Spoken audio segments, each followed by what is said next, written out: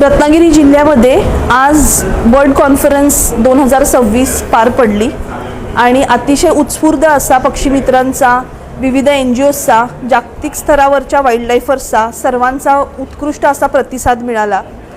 ही bird conference घेण्यामागचा मूळ उद्देश म्हणजे रत्नागिरीमधलं बर्ड्स पॅराडाईज।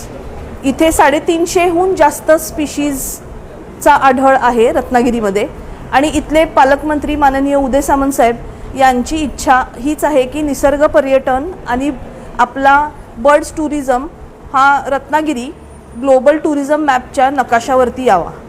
हाच मूळ उद्देश ठेवून जिल्हा प्रशासनाने वन विभागाला मदत दिली आणि आज हा पक्षीमित्र संमेलन यशस्वीपणे पार पडलेला आहे। आजच्या या संमेलनाला खूप सुंदर असे प्रेझेंटेशन्स होते आणि सर्वात महत्त्वाचं म्हणजे धनेश पक्षी म्हणजे ग्रेट हॉर्नबिल याला रत्नागिरी जिल्ह्याचा निसर्ग पर्यटनाची फ्लॅगशिप स्पीशीज असं डिक्लेअर करण्यात आलेला आहे।